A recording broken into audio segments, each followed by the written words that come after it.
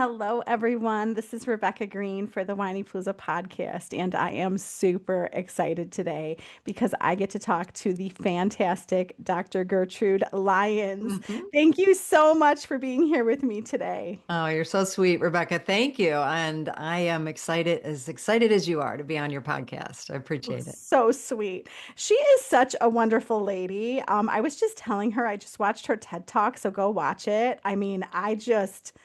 I'm excited. This is a great topic, but let me tell you about her. She is a transformational leadership coach, TEDx speaker, and author of the upcoming book, Rewrite the Mother Code From Sacrifices to Stardust. With nearly 30 years of experience supporting women, parents, and families, she teaches that we are all mothering every day through the way we nurture ourselves, our relationships, and the world around us. Her signature voice framework helps women step out of cultural expectations and redefine care, creativity, and leadership on their own terms. A sought after speaker and host of the Rewrite the Mother Code podcast, Dr. Lyons brings deep wisdom, warmth, and grounded insight to conversation about identity, intuition, and personal transformation. So now Mm. everyone knows why I am so excited. What a message. It's like I found myself trying to take in everything you were saying because we're so Uh, programmed. we are programmed. Oh, Yep, we're coded. We're we're okay. wired. All the So things. start Okay. there. Start there. The mother code. Tell us what the mother code is and how you would like to rewrite it. Absolutely. Thank you for that on ramp. Yeah. I guess I need to start sending out an updated bio. The book did actually come out last May, so it's available. Awesome. It's available where Awesome. their books are sold, so you can get it.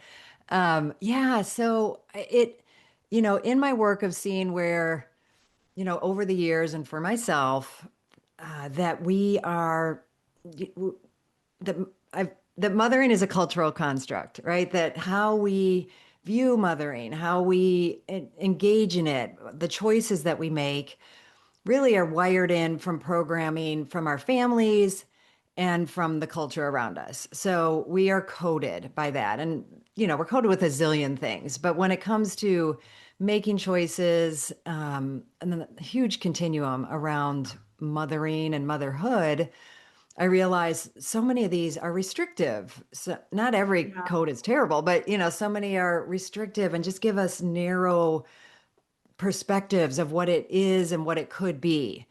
And I was grateful that I was given opportunities to make choices, expand that view and that vision to make choices that had I not been exposed, never even would have known were possible for me. So I realized, geez, and once I was engaging in my own growth work and stuff, if I'm having trouble discerning what these are and exposing them or having them exposed until I was right in the middle of them and then didn't even realize I was in them until I look back, I realized this is something I want to study. This is something I really want to, bring forth even more strongly out into the world. So mainly that we can raise our awareness, we can have more choice, and that when we do that, we can create the mothering experience that is our own, that we generate, that we decide uh, what our codes are, right? And we can rewrite our mother code. So, can you give us an example of something that we might feel stuck in with the mother code of what we think maybe we should be doing as a mother? Yeah, yeah, no, absolutely. Well, I'll back up because one of the overarching mother codes that I really dig into in the book is debunking the myth that only, women who have children are mothers. Oh, Yeah. yes. So I make a distinction between mothering and motherhood and the fact that we all conceive, create, and give birth. And this is women, and it actually includes men. But we all conceive, create, and give birth to women, children, if we choose, but also our careers, our relationships, our pets, our dreams, our ideas, anything that we're putting our caring, creative, nourishing energy into, we're mothering. Yes. But that the most important person we need to mother is ourselves. So, That's funny. That's the funny. I know. We're not so good. I feel like Mm. I just was a natural mother. Like I was just so good at mothering everyone around me. Hmm. Okay, so how do we buy into the fact that we have to mother ourselves? Yeah. Well, and like you said, you were this natural mother. I mean, I think, when we honor that, it's beautiful. We're not trying to get rid of that, right? Right. At Yes. Good all. point. Good point. But a code is that that's the only part that's glorified. And we have, generations, well, really thousands of years of a masculine dominated value paradigm that leads us to believe that our needs don't matter, that my purpose here on earth, that my sole main job here on earth is to take care of others, and particularly children and spouses. We're Yes. gonna really like do it right. Like that's how Yes. you do it right. So we're not even aware how deeply we're wired that we don't deserve it. It's not a value. We're doing something wrong. We're not a good mother if we also include ourselves in the picture of who we're tending to. Yeah. I mean, I remember one of my friends telling me she was going for a really long run when I had little kids. And I was like, I can't even imagine doing. Hmm. I was like, that's Yeah. really cool that she's doing that. And that entails, and that's why, it's easy to say, and most women I say this to, and like you, it's like, oh my God, we yearn for it, we desire it. I think intuitively we know that everybody benefits when we do that, but the steps it takes, and who knows, like for her, maybe asking her spouse or partner, for support to make sure that that happens, to line up everything, all means that, we've had to ask for things. We've had to value ourselves enough and value, get that space and time to make it happen. So I'd also, it takes sometimes some unwinding of layers of wiring to Oh, say to go for a long run, right? yeah. I mean, I think the turning point for me was as her kids got older, they begged her to go because she was so much better when she did. So that started to wake me up a little bit. Mm-hmm. Exactly. They know it's a funny thing because there's this push-pull in relationships, and particularly our kids. They don't mind asking for things. They're gonna ask for our time night and day, right? Yes. They are Yes. until we wire it out of them, but for No, it's true. they have no problem. And so then we're like, oh my gosh, like they're gonna I mean, in our ultimate in our mind, sometimes we think they are gonna die. They're not gonna like us. Whatever all the things we make up in our head are gonna happen if we Yeah. make those choices. But the truth is they catch on, right? Like mom They having learn. some time on her own. Yeah, we're all happier for that. If mom's So, happy, we're happy. so you mentioned that is so true. You mentioned intuition, and I think Mm, that we have very deep intuition, but we don't always listen to it. that's so true. So can you talk about like how can we get more in touch with it and listen to it better Mm, than we're doing? yeah. No, I'm so glad you brought that up because I do weave that in my book a number of times. My publisher or my editor was like, I talk about it a lot at the beginning and then I kind of weave it through. And then I wanted to give it a whole nother section. And she's like, you already talked about intuition. I'm like, Kristen, this whole book should be about intuition because it's it's this lost part of ourselves that again has been devalued, has been criticized like, oh, can you back that up with science? Well, almost always now in the things that we have intuitive senses of can be backed up by science, but the point is our bodies are speaking to us. We have these senses and men and women have them. Men actually statistically get away with it more saying I've got a gut feeling about this and somehow that's okay. I was surprised, to see how much more that happens for them. Believe me, I'm just caveat, I'm never man bashing. It's we have systems set up that are out of balance, right? Yes, yes. And our values, I call them masculine, feminine values, yin yang. That's what's out of sync and out of balance. So I like to say that caveat because it's not a gender issue, except where You, it is, right? I understand. Yes, exactly. So, this intuitive sense, like, yeah, this just doesn't feel right. Or, I've worked with so many women who they're in the hospital giving birth or post-birth and they know something's wrong. And the doctor's like, nope, you check out fine. Your vitals are fine. We don't see anything. And they have to like scream and fight. Serena Williams was one. Like they would not listen to her. And she, had to demand and demand and demand. And she was right. She would have died had Oh in my childbirth, gosh. post childbirth, had that not happened. So it isn't just it'd be a nice thing to have our intuition more accessible. I think we don't even know what we're missing sometimes by not. So you also asked, how do we start getting in touch with it, right? And interestingly, I find one link to it is also reacquainting ourselves with our emotions, right? And when we can sense and have an okayness with all of our emotions, fear, hurt, anger, sadness, joy, and give them equal weight, give them, voice, expression, allow them in responsible ways, to be present. It's like this mechanism inside of us that leads us to intuitive senses. Like, you know, I'm afraid. Oh, I have a sense that something's not right here. Right. So that's an intuitive part of ourselves. You know, things like a gut clench, butterflies in our stomach, like being aware of senses and reactions, in our bodies is intuitive. Goosebumps, right? So I've heard people call them truth bumps or God I love bumps. that. I know.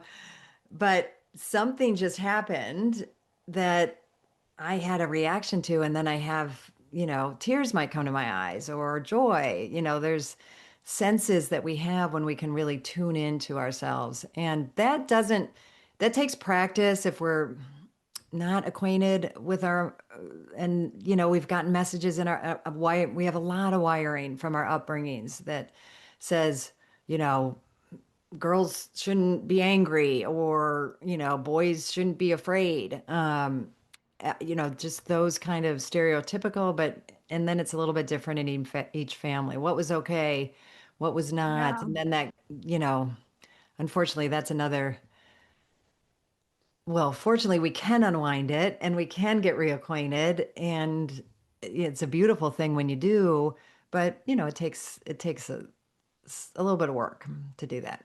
But we Well, can and do little things.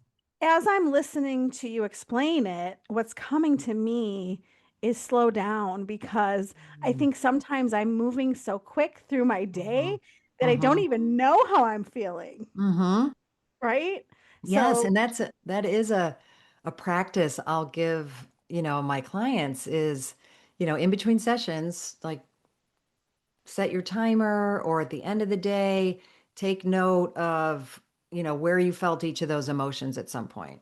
Actually, I'll tell you this here because this is something we did as a family, and wanting to bring emotional intelligence into our atmosphere. That was a way at the dinner table we talked about our day. Was each person had the chance to share where did they experience. I named 5 feelings before: fear, hurt, anger, sadness, joy. We called it the feelings game. And, it was so much more interesting, number one, and had just, more relatable data about someone's day. I don't know if you had this, but you ask your kids, how was your day? Fine, or you're not going to get, you know, the best data necessarily with that question. well, I have 3 teenagers and they, it's really interesting. Everyone's going to relate to this. One day they'll tell me everything. The next day they're like, don't talk to me. Right. Not by bed. I'm not telling you. Yeah, exactly. So yeah, it's quite the ride with Right. teenagers. So tell us what inspired the book. Oh, sure.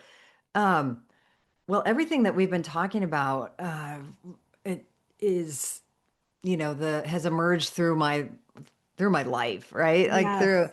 but particularly from getting married and forward, because that's when I started my own growth journey.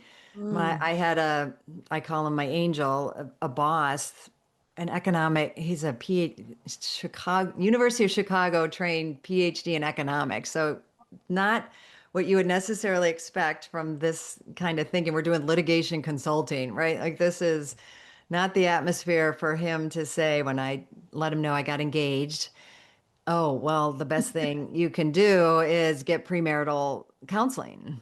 And I was like, well, okay, how about congratulations? Right? It was Well, that's like, surprising that that's what he said. I know. I'm just grateful that I didn't just dismiss it and, kind of be mad at him for being, just, all right. Anyway, I understood because he was actually going through a contentious divorce at the time. Oh, okay. That So, makes sense. it made sense in context. And but this was an intuitive sense, right? Like, don't dismiss this. It was like this little voice, like, Mm. how do I feel about that? It's like, oh, I feel like I have it made with my fiance. What do you mean? Like, he's smart, he's handsome, he has financial stability and probably beyond, right? So I'm like, isn't what else? What's the problem? But then I took a moment and I said, I bet there is something good about this. And then I looked at, oh, well, his parents are divorced, remarried, alcoholism. My parents weren't divorced yet, but there was alcoholism in the mix. And I didn't know yet, but on both sides affairs, I found out later. Oh. So I thought, wow, like if I really want to give it this a chance, this was the modeling I had, right? I never heard my dad say I love you, right? Like there was a lot of layers to this that I was like, I and then I wrote him a letter saying, I think this might be a good idea and we could use help with our communication. And there were other red flags, that I was willing to dismiss because, like I said, he was like the perfect catch, right? So Sure, sure. that just opened up a whole new world for us. So he came. That was a whole like other miracle number two. Like he's like, all right, I guess. I don't know. This is weird. This was in 1990. Okay, this is this was Yeah, not yeah. couples coaching was not a thing then. So anyway, I'm saying that going way back then because it started us on a trajectory of growth, development, Mhm. self-actualization and something that we stayed with and I eventually, shifted my career to it. But as I was, there were times I was living it so fully and then after my second child, it kind of turned into all about them, right? Despite I am now director of a family coaching and couples coaching program. I'm coaching other people like, your transformative journey is the most important thing. And meanwhile, I like put it on a shelf, right? Like we were parenting consciously. I learned that for me, that was a distinction. It felt like we were still engaged in that, but we weren't because I stopped looking at myself, Mm. right? And that was kind of, so that was a big clue. And then years later, when my kids are now teenagers, one's in college, and I'm like, oh my gosh, like I really did lose myself. And, it was just, I have stories in the book about how I was, the feelings that came up, the regret, the remorse. And it was then that I said, this isn't going to go to waste. There's a lot can learn from this, and I want to share with other women because I had enough of a experience and awareness to know like, no, this is something that we need to come together as women and work on because this is a problem and I want it more for me, I want it for them. So that got me to do my doctorate. So I got a doctorate in education. I dove into this and really saw that, that this is the common pattern, that it really is based on, you know, thousands of years of how we've been wired as mothers to, the psychology of it, of the protective mechanisms that come up, like you're raw, you're vulnerable. So even though it's the ripest time for transformation and development, it's also the most vulnerable and scary. And it takes a lot of Oh, support, a lot of work to like stay on that path. So I got the doctorate, and then I was doing workshops and coaching on it. And then it's just one of those things, right? It's like time to do the book, right? Like let's get this message out there even more so and write a book. And that was its own mothering journey. Like books are a mothering, you give birth to books, right? oh, you when you said that were mothering in developing things, the first thing I thought of was the book. That's the first. Yes. It's you're mothering, you're developing and giving birth to a book. Yeah. It's exactly where my head went. Yeah. So I'll tell you, my oldest child went to college this year, Oh, congratulations. and well, thank you. I think. And so I said to one of the amazing women that I interviewed, this great coach, I Mhm. was like, "Oh my God, tell me about your adjustment when your kids went to college." And she goes, "You become the main character of your life. Mm. You start," and I'm like, "But I don't want that." So I think that along the journey, even when we have our work and we have our Yeah. hobbies, I think we still lose ourselves in our kids. I think Yeah. that it's really common.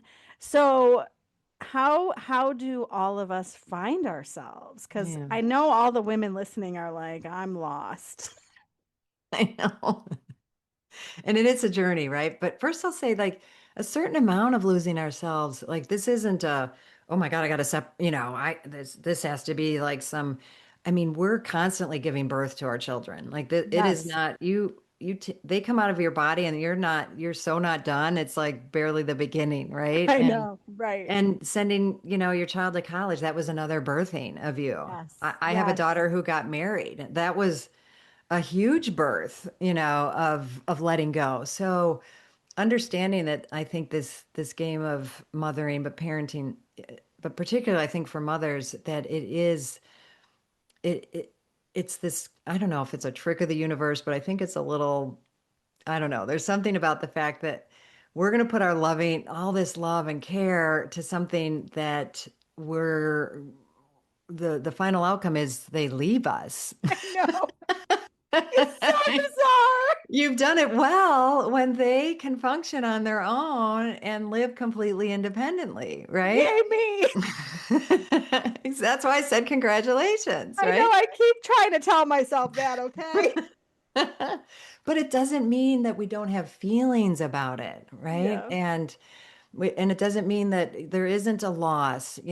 Sadness is the loss of something pleasurable, right? Like we get great pleasure in tending to our children. Now, what I will say is to mitigate some of that and to help you keep a sense of yourself is by, finding time for yourself, by mothering yourself. And those don't have to take time. And your relationships, if you're in relationship, tending to that along the way, because traps we can fall into is, the time it's hard to parent, right? And the time it takes and the energy. So the level of extra effort you do have to put into yourself and your relationship, it's not for the faint of heart. It's just the payoff is so it really, it really does help you at these junctures, right? To know, oh, it's okay if I have my feelings, but I have me. I can get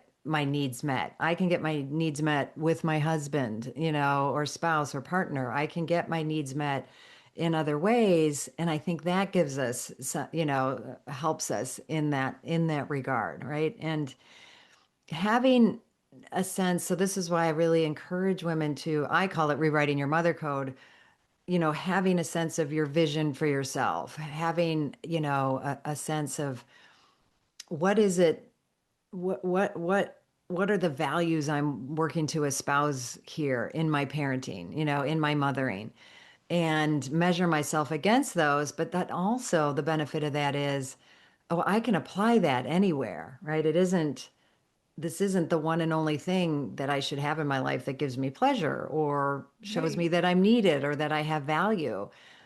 Because that I think is so easy, but we have to actively, engage with that and have a sense that my work isn't just something, that I do to pay the bills or, I kind of like it, but how is it meeting my needs and where is it? And, things like that. Those are maybe some broader ways that we can consider because it is possible. Yeah.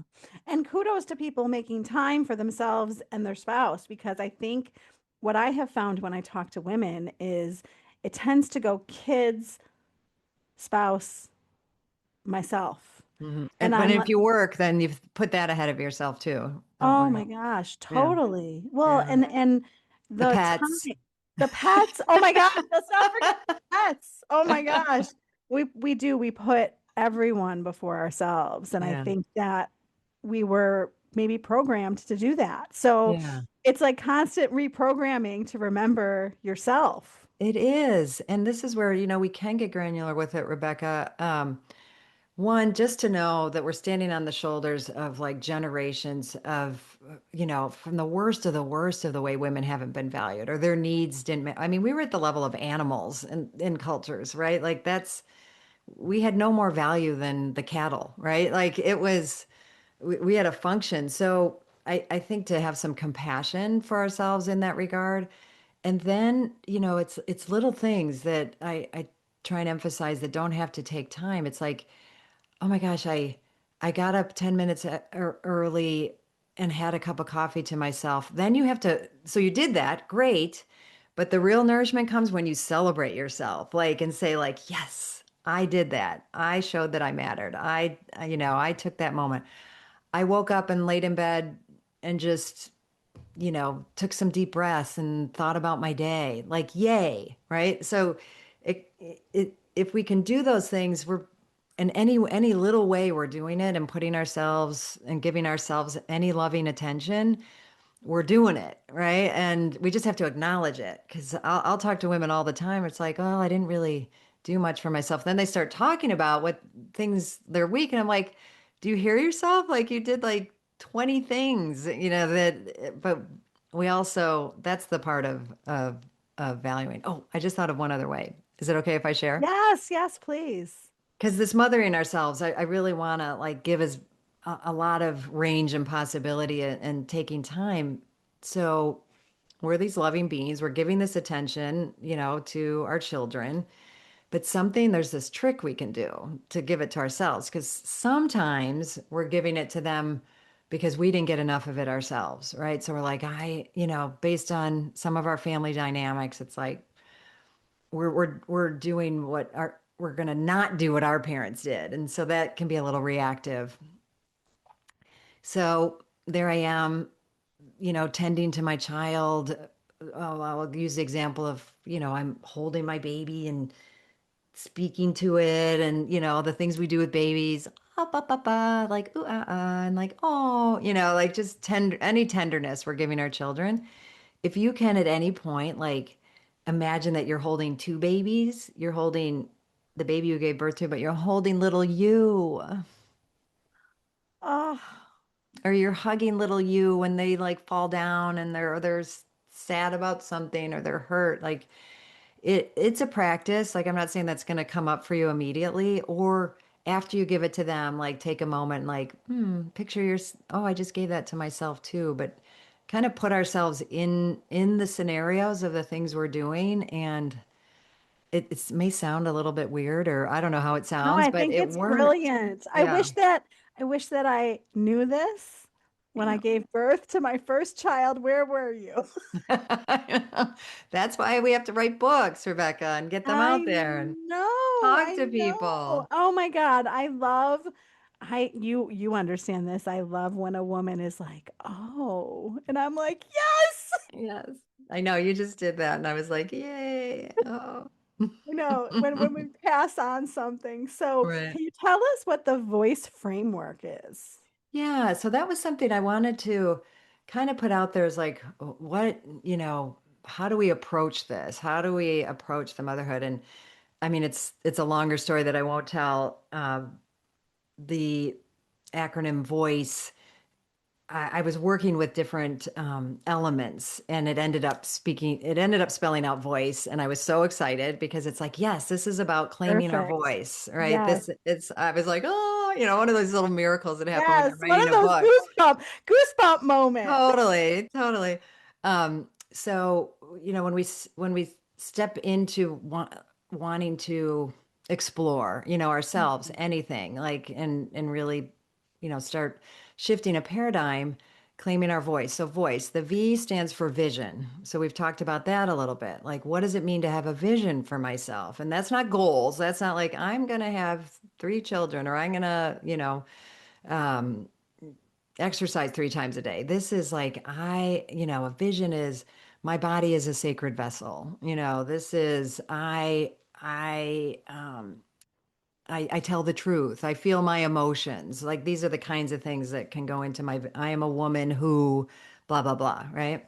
That like gives us a rudder to navigate rocky territory. It helps us navigate when we make choices that don't align with the culture, the family. So vision, really like this solid place.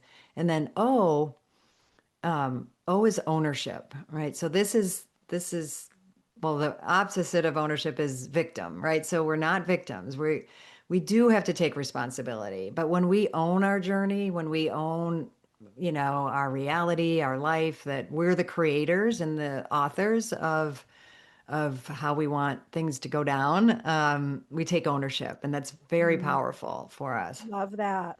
Our favorite word that we already talked about, intuition. Woohoo. Yes, I love that word. We're giving voice to our intuition. We're bringing it, back online. There's a reason it was silenced over the years because it's so powerful. Like all these things that have been silenced in feminine, however you want to look at it for yourself, it's because they're powerful and but they, and in balance with the masculine knowledge, intuition and knowing, when they work together, that's when we have magic. Okay. So, Agree. yeah, C, C is for culture. And I did culture because I really want to think of us creating a culture of community versus Mhm. isolation, Mm. and navigating the fact that our current culture is set up very isolatory, right? Like, Yes. I know. Yes. And we're not meant to do any of this, especially motherhood No. alone, right? But No. one of the codes is you're doing it right if you can do it all yourself, right? You don't need help. It's just terrible. Uh, and then E, Agree. right? E is engage or engagement. Like, so all those things I just talked about, you need to take steps toward them, right? You need to consider your vision, write it down, activate your intuition. So engaging with all of these aspects. And then we're claiming our voice, claiming our voice, claiming our voice, right? Whatever it is. I love it. Wow. Okay, well, that's a powerful framework that we all need. Yeah. 100%. And Yay. you and I think that some women, I watch it. Some women naturally develop a community and Yeah. naturally have lots of people helping them with all of their children. And some people are very isolated. Hmm. So how can we help the isolated woman realize how does she get a community helping her? Nice. Well, that's a beautiful question, Rebecca, and it shows you're caring again, right? Like, here we So go. sweet. Um, I think well, the first thing that came up, I'll tell you, came to my mind in that regard is for us to notice those people. So the people who have Yeah. community, right?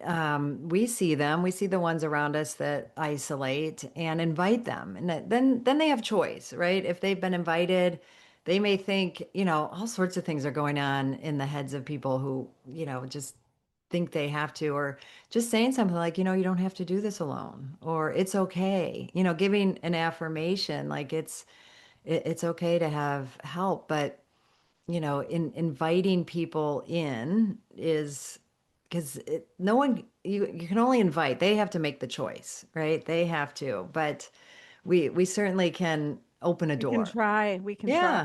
Like Yeah. my boss gave me an invitation. I could have said, you're just bitter because of your divorce. I don't need what you're giving me, right? Like, and just been superior about it because I was afraid. Like we don't do those things because we're afraid and being curious. And this is another aspect, this whole paradigm of expanding mothering, motherhood, and for women, that are explicitly choose not to be child they choose to be child free, or women who really wanted children but can't and it's not happening for them, to stay connected, right? I really want to open the space, and I think this example is another one, like opening the space for each other and seeing each other and seeing what we can give, each other, and stop judging.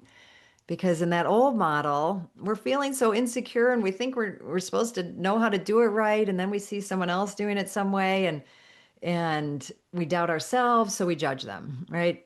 We can't, guilty, right? It happens, comparison, all of it. And, if we can be more compassionate with ourselves around that's just, our fear that we're doing something wrong, or, and so as we can stop putting each other down for it, then we can come to, like, think how powerful that's going to be, Rebecca, when we all like come together. They can't keep it, they're trying, there are powers that be that want to keep us apart, but I don't we will prevail, as they say. I mean, when women come together, it's magic. I have Right. experienced it. We are definitely magical. There's something special about female communities, not men. Men are wonderful. There's nothing. 100%. And but we need, like, and they can have their time together Yeah. and we need our time, just Yeah. us, right? Yes. Yes. And then when we honor what each other has and we come together, that's its own magic, right? They're all equally valued magic, right? Like, Agree. Yes. And I would think that most of the women listening are feeling, I think the biggest word that I hear is overwhelm. That they're hmm overwhelmed.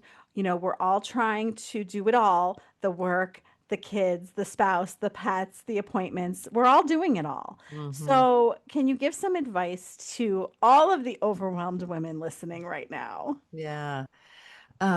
Well, this is a bit of first off broader advice.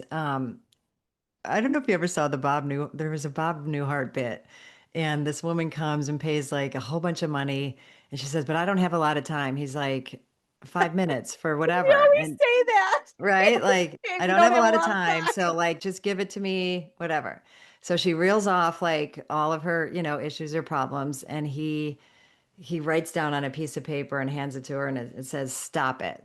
Right? So there's there is a certain sense of like just understanding, like, it's all like we're believing a reality that is harmful for us, right? And Yes, having we are. compassion for it. So if we can stop the thinking that, and the guilt, because guilt is just coming at us, from the judgments from the outside, like, not our own.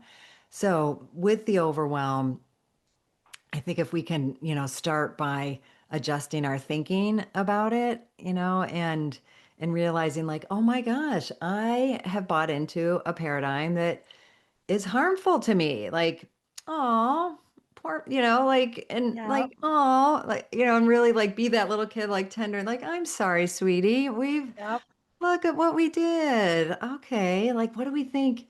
How could we start, changing that? Like, oh, what if I breathe more in my day, right? What if I stop Mm. for a moment? I have little notes around that say breathe. And you have to change things up like this, all the time. But, what are Yes. little signals that I can give myself? I am a fan of the like note on the mirror, you matter. Like saying your name, like, good morning, Rebecca, into the mirror, to yourself. Like, I love you. Then you Yeah. realize, like, it feels good to say nice things to myself, right? It feels good to stop for a minute and say, okay, I want to say yes to everything, but is that really serving me? Oh, I'm going to spend a month saying, I'm only saying yes unless if it's like a full on yes, right? And I'm going to practice saying no.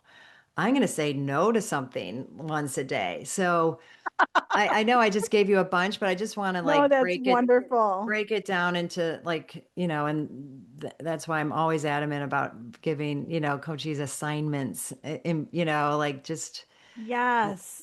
Yes. taking in compliments. I mean, there's so many like things that we can do that eases that overwhelm for us.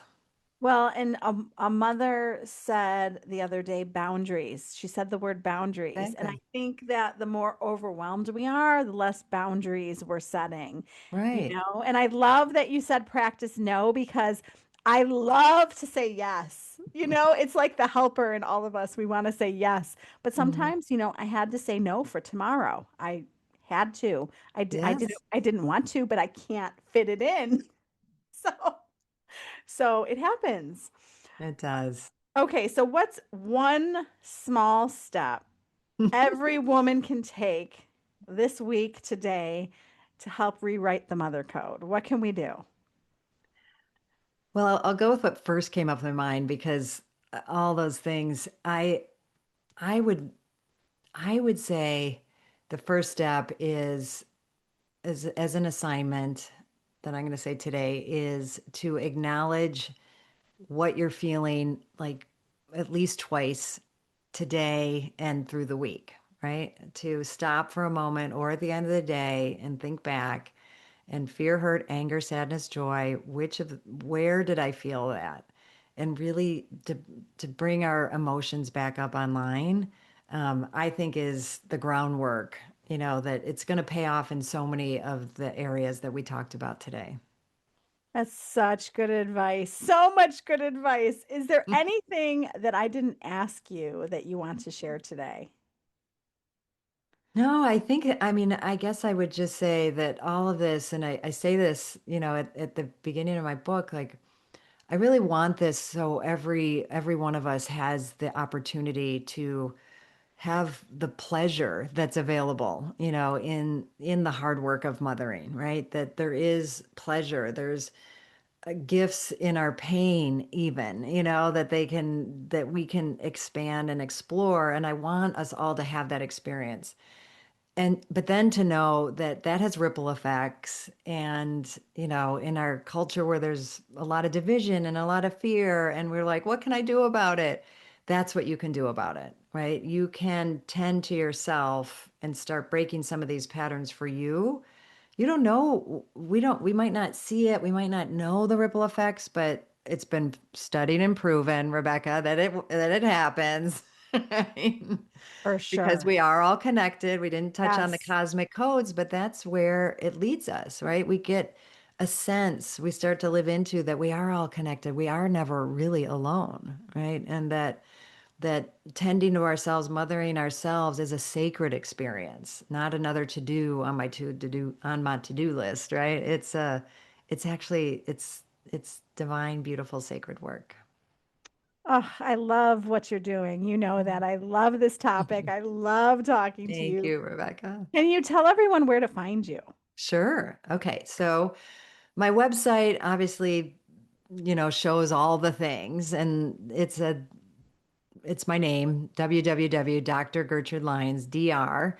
And Gertrude Lyons, Lyons is Lyons.com. I have a podcast, Rewrite the Mother Code. I have a TED Talk, Rewrite the Mother Code. It's a Love TEDx it. talk. Love it. Um, and you can buy my book anywhere. I'm on Instagram mainly, and I just started a Substack.